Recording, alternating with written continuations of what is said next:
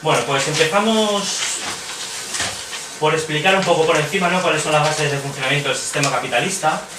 Yo creo que esto es importante que lo contéis en vuestros barrios, porque, como siempre, para entender de verdad un problema en profundidad hay que ir a la raíz, a la base del problema, ¿no? Y la base del problema, como podéis imaginar, es el propio sistema capitalista. Pero el tema de la deuda resulta que está metido en el núcleo, ¿no?, en el corazón mismo del sistema capitalista, sobre todo en la última etapa del capitalismo, que se conoce como capitalismo financiero. Entonces,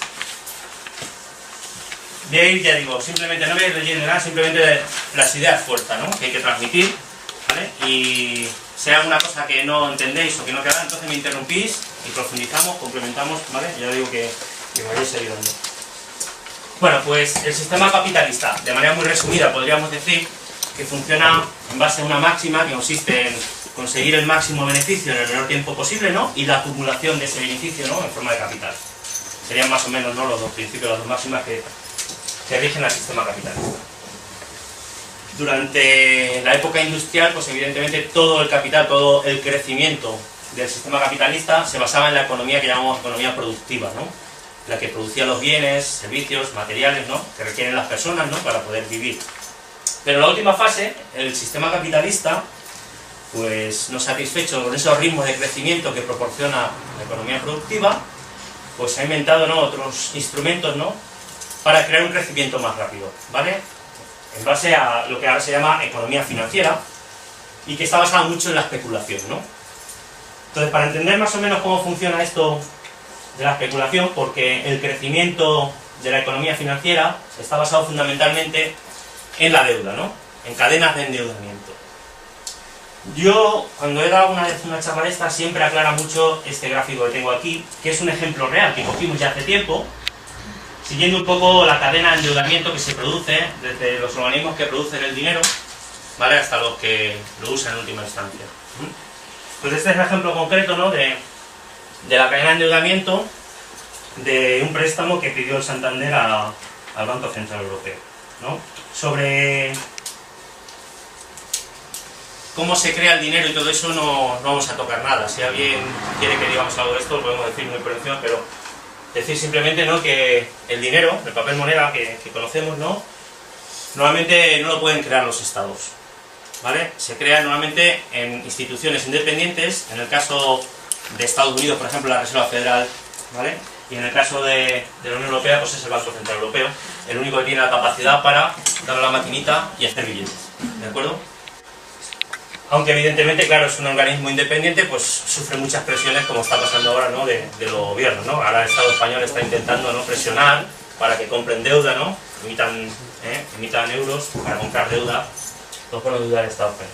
Bueno, en este caso, en principio, los bancos centrales no pueden prestar directamente a los estados, ¿vale? Esto es una historia muy larga, ¿no?, pero en principio, para evitar temas de inflación y demás, el sistema está montado de manera que los bancos centrales solamente pueden prestar a otros bancos, ¿vale?, privados, como en este caso fue el Banco Santander, ¿no? Normalmente se suele prestar el dinero a un tipo de interés bastante bajo. En este caso concreto que estudiamos era del 2,5%, pero ahora ha bajado mucho más, ¿eh? Ahora me parece que se está prestando un 1% nada más, ¿no? Sí. Vale. ¿Qué hace el banco, bueno, o un banco particular como el Banco Santander con ese dinero? Evidentemente, si el Banco Santander pide ese dinero al Banco Central es porque pretende hacer negocio, ¿no? ¿Y cómo hace negocio? Pues a su vez prestando el dinero, ¿no?, que es el negocio de un banco, ¿no? Prestando el dinero bajo un tipo de interés que tiene que ser superior al que está pagando por ese dinero, porque si no, no haría negocio, está claro. En este caso, el Santander, con ese dinero que recibió prestado del Banco Central Europeo, pues a su vez, por un lado, lo prestó a empresas como SACIR. ¿Conocéis la empresa SACIR? Es una constructora, ¿no? Bueno. Y SACIR, evidentemente, pues si pide dinero prestado al Banco Santander, es porque a su vez pretende invertir ese dinero para hacer negocio, en este caso en su ámbito, que es el tema de la construcción. Con lo cual, al final, el dinero que recibía del Santander, que ya está a un 4,5%, pues se utiliza, por ejemplo, en este caso en concreto, se utilizó para construir viviendas, ¿vale? Pero también a veces se utiliza para otros fines, ¿no?, como por ejemplo, intentan diversificar gastos, y en este caso pues Acciona utilizó parte de este dinero no solo para construir viviendas, sino para comprar acciones de Repsol, también conocía Repsol, ¿no? Es una compañía petrolera. Vale. Fijaos que por otro lado, al mismo tiempo que el banco estaba dando dinero, de esto luego nos va a hablar Fernando un poco, ¿no? de la burbuja inmobiliaria, ¿no? Que fue parte del problema, ¿no? Al mismo tiempo que estaban dando dinero a las empresas constructoras para que construyeran viviendas, por otro lado estaban dándolo a las familias, a los particulares, para que pudieran comprar esas mismas viviendas, ¿eh? Normalmente a los particulares se les presta siempre a un tipo de interés un poco más alto que a las empresas, porque suelen ser volúmenes de préstamo más pequeños. Capitalistas, que son los que tienen el capital, no les interesa que eso baje de valor. ¿Me explico? Siempre nos están contando el tema de la inflación, ¿no? Pues sí que tienes que los bancos que les prestan dinero del Banco Central tienen que tener cuentas en el Banco Central. Sí. Sí, me permiten un aporte, por ejemplo, sobre esto. En YouTube hay un documental que cuenta con mucha precisión y muy claro para todos los niveles, toda la historia, desde cómo se creó el dinero, cómo se crea el dinero hoy en día y cómo se fue perdiendo la competencia de crearla de los estados y los problemas que tuvo Kennedy al intentar volver a que ese dinero volviese a ser impreso de nuevo por los estados. Bastante, me parece que es del canal Historia, si no me equivoco, además, es decir que pues no sé si se llama La impresión del dinero o Todo sobre el dinero. En YouTube lo encontraréis con facilidad porque tiene muchas vistas. ¿Me permitís un momento de intervención en esto? Vamos a ver, Alfredo ha hablado del patrón oro. El patrón oro era lo que los estados podían emitir en función de la capacidad de reservas de oro que tuviesen cada uno de ellos. El potente y brutal era la Reserva Federal de los Estados Unidos. Cada país tenía lo suyo y podía emitir una moneda que se falseaba un poquillo, pero era casi a nivel interno, porque a nivel internacional tenía que seguir funcionando el patrón oro. En época de Nixon desaparece el patrón oro, los bancos dicen que ya hay otro sistema mejor y el soporte pasa a ser la confianza entre ellos. Y es así de brutal, confianza entre ellos. Total, ellos ya dominan completamente en esos momentos el sistema, confían los unos en los otros, se confía entre los bancos, se crea el interbancario lo bestia, se confía en los estados y la crisis viene con el grado de desconfianza hacia los estados y hacia los que no pueden pagar la deuda. Entonces, como es el parámetro en el que se mueve, confianza, cuando hay desconfianza todo empieza a ir mal. Te suben tienes más riesgo, te suben los intereses a lo bestia, sube la prima de riesgo, sube todo absolutamente, y los países que entran en esa dinámica, las empresas y los bancos, sencillamente sufren y padecen las consecuencias de la desconfianza. Hay confianza y desconfianza, y es que no tienen más. Es así de cara dura el sistema a nivel internacional. Ya no hay ningún patrón de referencia, es la confianza o la desconfianza, nada más. Yo ahí tengo una pregunta. Planteas que no hay ningún patrón de referencia. ¿El Producto Interior Bruto de los países no es un patrón de referencia para generar esa confianza? Para nada. En el sentido del monetarismo, para nada. Para nada. Tienes ejemplos con un Producto Interior Bruto muy superior al de España, el endeudamiento es mucho mayor, es el caso de Japón. Entonces, ¿por qué ellos se pueden endeudar muchísimo más que España? Cuando el Producto Interior Bruto sí es un poco más grande, pero no mucho más. Pues porque tienen más confianza, pese a todas las dudas sobre el Japón, que también existe, más confianza en Japón que en España. O sea, el PIB no es un referente. Finlandia tiene un PIB mucho menor que el de España.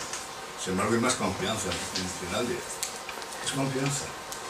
Y la confianza, ¿quién la representa? Los mercados. Y ya entraría en lo que son los mercados. Vamos a hablar de eso ahora más adelante, ¿vale?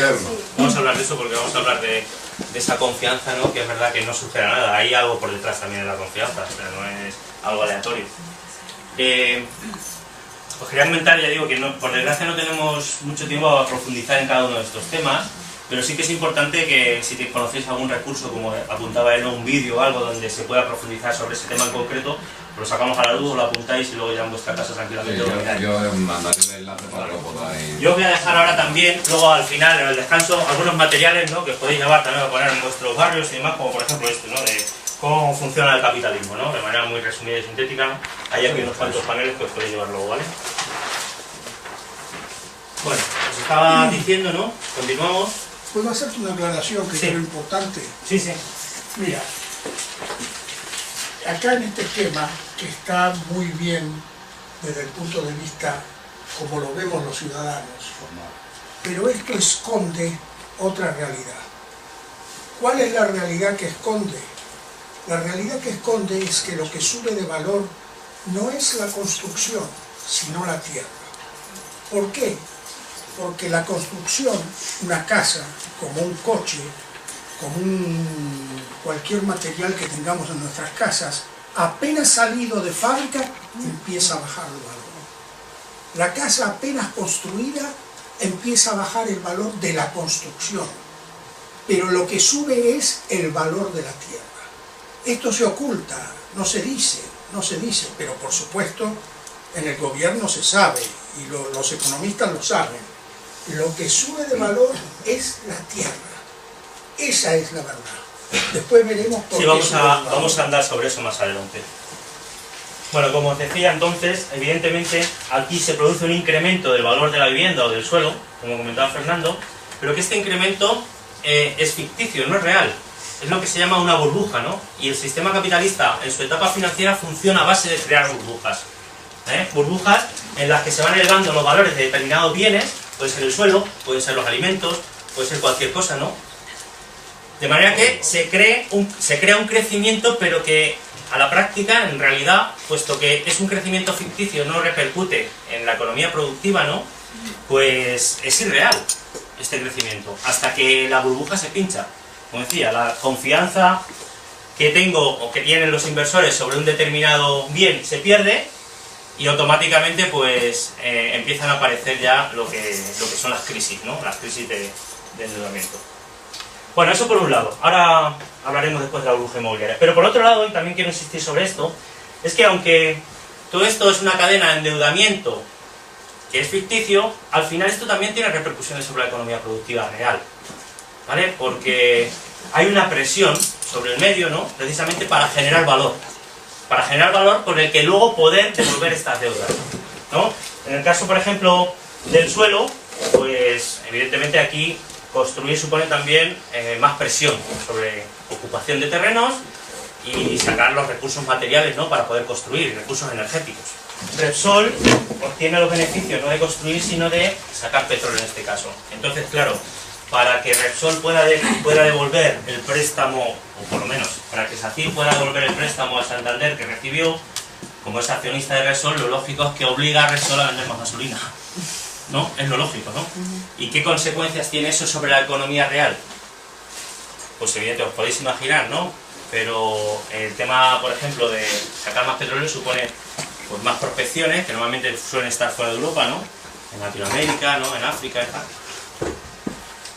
Con lo cual, pues a la larga lo que se produce es una presión sobre el medio, que se traduce en deforestaciones, ¿no? En contaminaciones de acuíferos que sufren las poblaciones, ¿no? Que normalmente suelen estar fuera, ¿no? de Europa. Y también, por ejemplo, al vender más gasolina, pues se emite más CO2, ¿no? Y eso también tiene consecuencias sobre el cambio climático. Todo es una cadena de endeudamiento en base a un tipo de interés que va creciendo, desde arriba hasta abajo, ¿no? Y que en última instancia, ¿no? hay que devolver, ¿no? Con lo cual se genera una cadena de endeudamiento, pero que al mismo tiempo está haciendo que crezca la economía, ¿no? Porque estos tipos de interés hacen que se esté generando también dinero, ¿no? Cuando un banco está prestando dinero y está prestando más del que tiene, está también creando dinero. Pero es dinero deuda. Así que cuanta más deuda se genera, más dinero hay, más crecimiento hay. ¿Está claro esto? Y hemos llegado al absurdo de la situación, como tenéis aquí. Fijaos, donde hay una comparativa, más o menos, estos son todo estimaciones, ¿no? Pero más o menos de lo que sería la economía productiva, el dinero que mueve hoy en día la economía productiva, frente a la economía especulativa, que funciona en base sobre todo a deuda, ¿no? Y hemos llegado ya, como digo, al absurdo de que aproximadamente, dicen los expertos, que de lo que hoy se pone en las transacciones comerciales que hay cotidianamente, pues casi solamente hay un 1% de dinero real, contante y sonante, que se puede tocar. El resto, bueno, dice, un 11% sería dinero bancario, depósito, tarjeta, dice, y el 82% restante aproximadamente sería dinero financiero. Que esto simplemente son anotaciones en ordenadores, no existe físicamente ese dinero. Son anotaciones bancarias, ¿vale?, en los ordenadores. Hemos llegado hasta esta situación de absurdo. Entonces, claro, fijaos que la mayor parte de este dinero en comparación con la economía real es deuda, que en algún momento hay que devolver. Y ahí es donde se produce la gran crisis, ¿no? Cuando el desfase de lo que es la economía financiera a la economía productiva es tal que la economía productiva, por mucho que quiera, no puede generar ese valor para hacer frente al pago de esas deudas. ¿Me explico? ¿Sí? ¿Queda claro? Pues este es el problema de fondo. El problema de fondo es este, que el desfase entre la economía financiera y la economía productiva es tal que ahora mismo no se podrían pagar todas las deudas que hay en el mundo, ¿vale? Por mucho que explotemos el planeta. Al final del wiki hay aquí una serie de materiales donde hay algunos vídeos. Hay un vídeo donde cuenta esto un poco de manera sencilla, ¿no? Simplificar, el concursante. ¿Vale? Así que os recomiendo que lo visualicéis luego tranquilamente, ¿vale? El vídeo del concursante. Bueno, pues si esto más o menos está claro, ¿no? De cómo funciona el capitalismo, cómo la economía financiera está basada sobre todo en el endeudamiento, en la especulación, ¿vale? Y que ahora mismo el volumen del endeudamiento es tal que no se puede hacer frente con la economía productiva real, no se le puede hacer frente a ese endeudamiento, ¿no? Pues pasamos a hablar ya de qué es la deuda, qué entendemos y los tipos de deudas que hay, ¿no?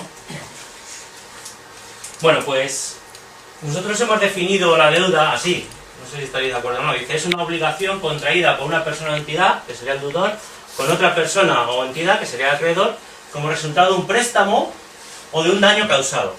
Fijaos en este último aspecto, porque ahora vamos a tocarlo también, ¿no? Porque normalmente estamos acostumbrados a pensar en deuda siempre pensando en dinero, ¿no? Que el banco me presta dinero y tengo una deuda que devolverle al banco, ¿no? O que me hacen un favor y también decimos, estoy en deuda contigo porque me has hecho un favor, ¿no?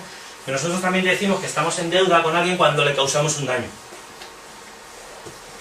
¿Vale? Lo digo porque desde la plataforma siempre hemos tenido claro desde el principio que no nos interesa solo hablar de deudas financieras, que es lo único que le interesa al sistema, ¿no? Lo que no es dinero no le interesa, ¿no? Pero hay otras deudas, que vamos a ver después, ¿no? Que son tan importantes o más para las personas y que es importante que vayamos a nivel de la sociedad, ¿no? Dándole valor. ¿De acuerdo? Entonces vamos a empezar con lo que entendemos que son las deudas financieras, que tienen que ver evidentemente con el dinero, ¿no? Que estábamos hablando antes, ¿no? Bueno, pues aquí hay algunas cifras, pero luego vamos a hablar del caso del Estado español, ¿no? ¿Cómo se clasifica la deuda? Por tener claro, ¿no? Los conceptos, ¿no? De acuerdo a la naturaleza del deudor, podríamos hablar de deuda privada o deuda pública, ¿vale? La deuda privada es cuando un particular, una persona o una empresa, ¿vale? Pues pide dinero prestado, se endeuda, ¿no? Mientras que la deuda pública es cuando un Estado, ¿vale? Que nos representa a todas y a todos, pide dinero en nombre de todas y todos, ¿no? ¿Está claro? Dentro de la deuda privada, pues tenemos, podría ser lo que son la deuda de las empresas financieras, ¿vale? Que serían los bancos sobre todo. En el caso del Estado español, ahora lo vamos a ver más adelante cuando hablemos, pero estaríamos hablando de 1.350.000 millones de euros, en el caso del Estado español. Estas cifras no están actualizadas, ¿vale? Son de... yo creo que son de marzo, abril de este año, ¿vale? Pero esto cambia a una velocidad de vértigo, pero bueno, más o menos orientativas. Estaría la deuda de las empresas no financieras, como por ejemplo SACIR, ¿vale? O Repsol, o cualquier otra empresa que no se dedica a la banca, ¿vale? Pero que también está muy endeudada, sobre todo como consecuencia, ¿no? de la burbuja inmobiliaria, ¿vale? Que estaríamos hablando de 1 billón también con B, 300.000 más o menos. La deuda de las familias y los particulares, que en este caso asciende también aproximadamente a 1 billón, ¿no? Quizás estas cifras no digan mucho, y lo que recomendamos siempre cuando damos charlas es que más que hablar de cifras absolutas, hablemos de cifras relativas, ¿no? Comparándolas con algo que la gente entienda, ¿no? Como por ejemplo el PIB, el Producto Interior Bruto. ¿Todo el mundo sabe lo que es el PIB? ¿Sí? ¿Vale? Que es los bienes o las riquezas que se crean en un Estado en un año, ¿no? Más o menos, ¿sí? Pues fijaos, ¿no? Por ejemplo, en el caso del Estado español, aproximadamente el Producto Interior Bruto anual está en poco más, muy poquito más de 1 billón, ¿no? De euros, y pues imaginaos, ¿no? La deuda de los bancos estaría en torno al 128% del PIB, la deuda de las empresas no financieras en torno al 124% del PIB, y la deuda de las familias estaría en torno más o menos al 84% del PIB. ¿Cuánto es el total del PIB? Es poco más de 1 billón, poco más de 1 billón en el caso del Estado español. Ahí. Y luego estaría la deuda pública, Y dentro de la deuda pública, ¿no? Pues es la que adquieren las administraciones públicas. Aquí estamos hablando tanto, a todos los niveles, tanto de los ayuntamientos como de las comunidades autónomas como del Estado en sí, ¿no? Como la administración central. ¿De acuerdo? En el caso del Estado español, pues la deuda, esta cifra ya sí que ha cambiado ahora drásticamente con el rescate de la banca, ¿vale? Está en torno a los 700.000 millones de euros, que es un 54% del PIB, no, 64% del PIB, pero ahora estaremos ya cerca del 90%, ¿no? Si no me equivoco. A datos de finales de 2011 estábamos en el... Bueno, no digo estos datos son de finales de 2011 o principio de 2012. Yo estoy hablando ahora con el último rescate a la banca, que nos han dado más de 100.000 millones. Estamos en el 80 y tanto. Sí, estamos cerca del 90 ya. 80, 90. Sí, estamos cerca del 90% del PIB. Una pregunta sencilla. ¿De dónde se pueden consultar todos estos datos? ¿De la deuda privada, deuda pública? ¿Dónde... Pues teóricamente esto tendría que salir de las fuentes oficiales, teóricamente, como es el Banco de España. Aquí también tenéis abajo en enlaces, lo veis, fuentes oficiales, Tesoro Público, Secretaría de Estado de Presupuestos y Gastos, que son los que publican este tipo de cifras, ¿no? El Banco de España, o el Banco Central Europeo, o Eurostat, ¿no? Y hay otros, a lo mejor también el Fondo Monetario Internacional o el Banco Mundial, ¿vale? Pero también a veces es interesante incluso mirar las propias fuentes, como digo yo, neoliberales del sistema, ¿no? Y hay algunas páginas aquí, ¿vale? Expansión, el blog Salmón, Guru Blogs, que publican este tipo de datos, ¿vale? Del caso del Estado español sería esta, ¿no? De cómo se reparte el total de la deuda del Estado español, ¿vale? Entre administraciones públicas, bancos, empresas y particulares, ¿vale? Y luego hablábamos que también la deuda se suele clasificar de acuerdo al ámbito geográfico del acreedor, de la persona o de la entidad que nos presta, ¿no? Entonces se distingue aquí entre deuda interna y deuda externa, ¿no? La deuda interna sería cuando el acreedor es del propio país. ¿De acuerdo? Por ejemplo, ¿no? Los propios bancos a los que estamos rescatando resulta que también son acreedores nuestros. Banco Santander, Bankia, también tienen comprada deuda del Estado español, ¿vale? Son acreedores. Entonces se dice que esa deuda es interna, porque se la debemos a una entidad del propio país, ¿vale? Del propio Estado. Y por otro lado estaría la deuda externa cuando el acreedor es de fuera del país, ¿no? De fuera del Estado. Aquí se pueden distinguir también varios casos, ¿no? La deuda puede ser bilateral cuando el acreedor es de otro Estado, préstamos entre Estados, pero eran préstamos que luego tenía que devolver el Estado, ¿no? La deuda multilateral es cuando el préstamo lo hace alguna institución o organismo multilateral, como puede ser el Fondo Monetario Internacional, ¿no? O el Banco Mundial, ¿de acuerdo? Y luego hablaríamos de la deuda privada, ¿vale? Que es cuando el acreedor es un agente de fuera, del extranjero, pero es privado. Algún otro banco, ¿no? Algún otro organismo, ¿no? Que no es público. Bueno, pues también deciros, ¿no? Aunque no sé si lo contará luego, que en el caso del Estado español, del volumen total de la deuda, el 230% del PIB es deuda interna, que se la debe a organismos de aquí dentro del Estado, y el 170% es deuda externa, ¿vale? Ya, me callo. ¿Y por qué si hay deuda cruzada? En plan, si yo te debo a ti 50 y te mueves a mí 50, ¿por qué no cancelamos las deudas y vamos separando? Ojalá fuera así de fácil, ¿no? Pero sí, porque muchas veces no se corresponden acreedores aunque sean del mismo Estado, ¿me entiendes? O sea, yo te puedo prestar dinero a ti y tú le puedes prestar a su vez a otro, ¿me entiendes? Pero no vamos a cancelar.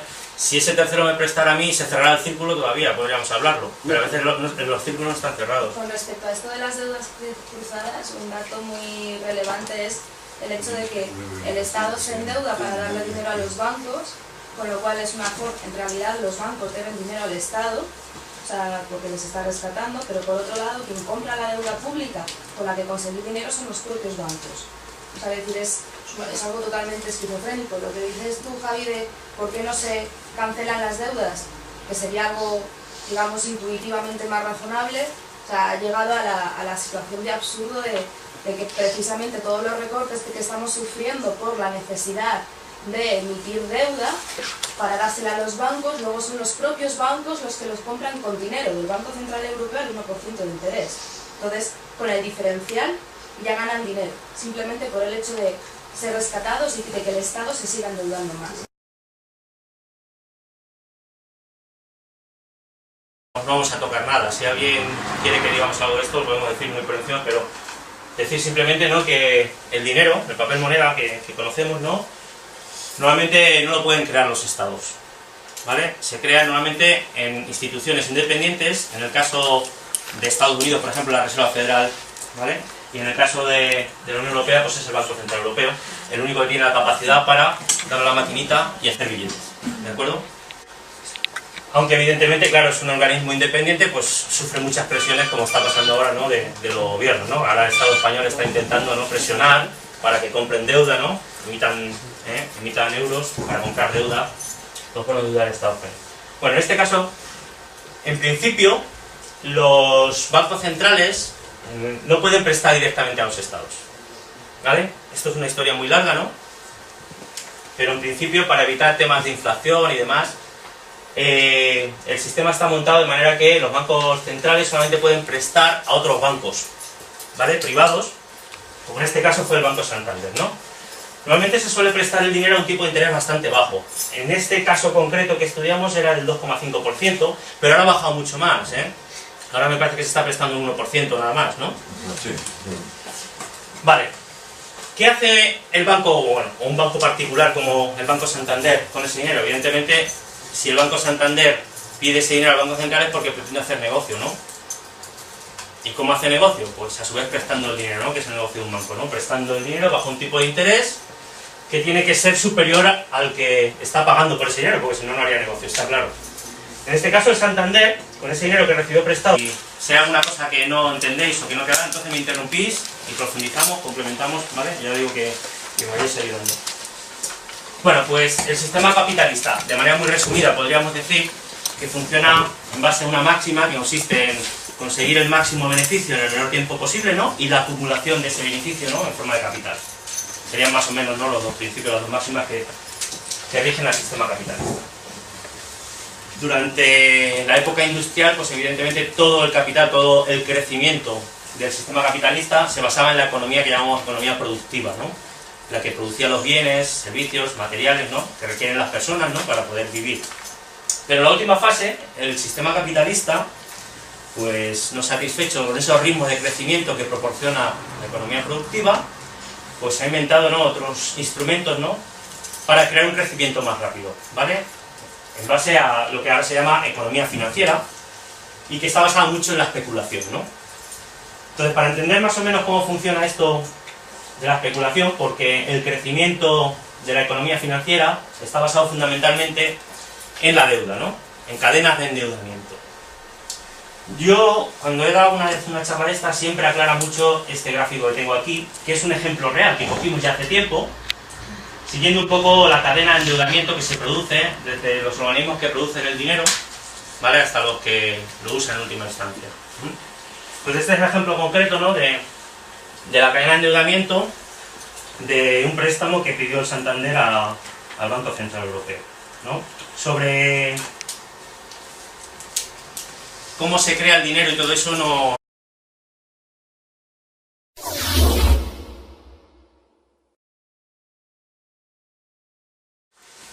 Bueno, pues empezamos por explicar un poco por encima, ¿no?, cuáles son las bases de funcionamiento del sistema capitalista. Yo creo que esto es importante que lo contéis en vuestros barrios, porque, como siempre, para entender de verdad un problema en profundidad hay que ir a la raíz, a la base del problema, ¿no? Y la base del problema, como podéis imaginar, es el propio sistema capitalista. Pero el tema de la deuda resulta que está metido en el núcleo, ¿no?, en el corazón mismo del sistema capitalista, sobre todo en la última etapa del capitalismo que se conoce como capitalismo financiero. Entonces, voy a ir, ya digo, simplemente no voy a ir leyendo nada, simplemente las ideas fuertes, ¿no?, que hay que transmitir, ¿vale? Y